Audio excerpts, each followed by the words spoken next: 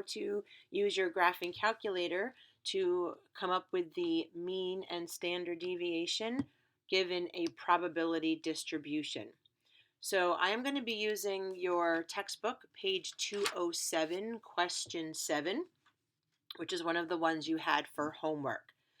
Okay, so you want to go to your stat button and you want to hit edit because you want to get lists.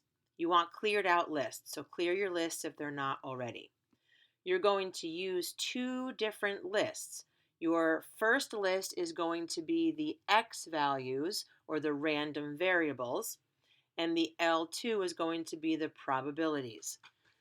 So for number 7, your random variables were 0, 1, 2, 3, and 4. So enter. And then you're going to go over to L2 and put in the coordinating probabilities. So 0, 6, 2, 5.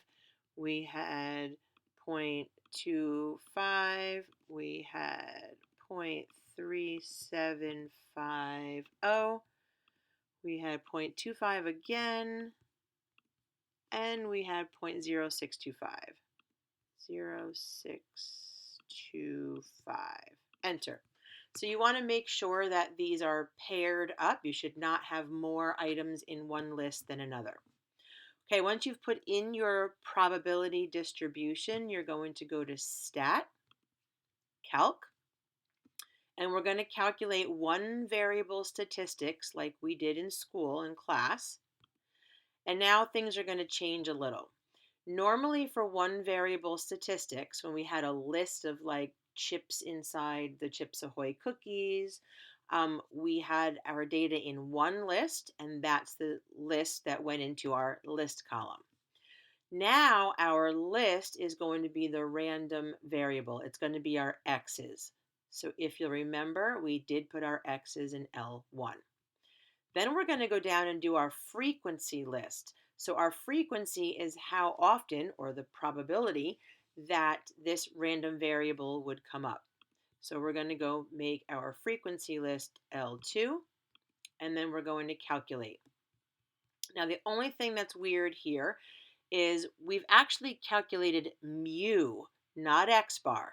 We've calculated the mean of the population, but your calculator is going to, since it used the finite data that was in your list, it's calling it x bar. So you have to be a little smarter than your calculator to realize that this x bar is actually mu.